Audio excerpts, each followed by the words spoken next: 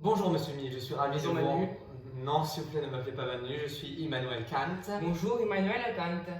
Donc je suis ravi de pouvoir débattre aujourd'hui avec vous sur la question suivante, la morale doit-elle faire notre bonheur? Alors si vous me le permettez, j'aimerais bien Je débuter. ne vous permets pas et je vais commencer par introduire la notion de morale pour commencer. La morale en fait c'est la tentative de définir quelle est la finalité de l'homme et donc de savoir comment l'homme doit se comporter par la suite. Alors vous me semblez un peu perdu monsieur. Si vous voulez, exposez-moi votre vision du bonheur. Je vous remercie.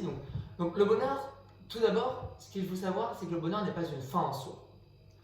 Contrairement à ce que vous pensez avec votre philosophie et démonisme, non.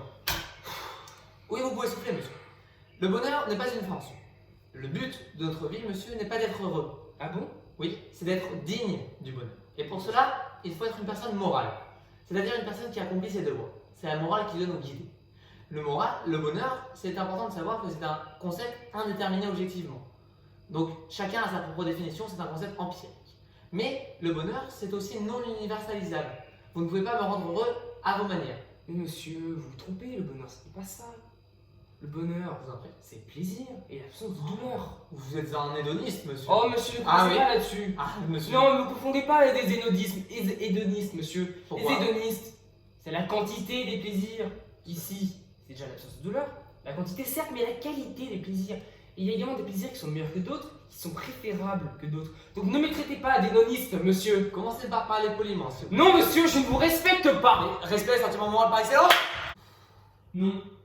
Non, je ne me laisse pas manquer de respect par cette petite merde. Il n'en est pas question. Jamais.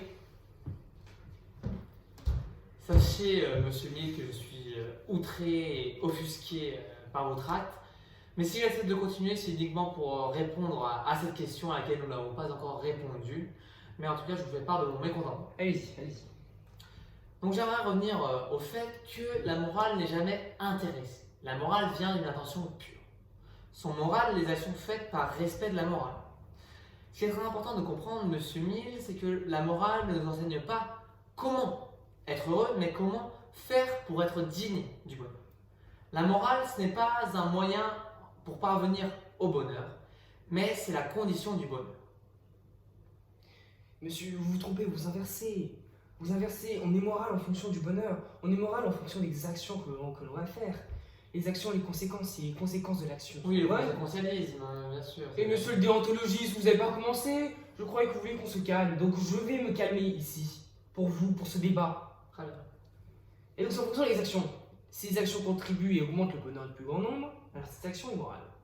Sinon, elle est mauvaise, immorale. Mais monsieur, l'homme doit agir en étant guidé par la morale afin d'avoir une vie heureuse.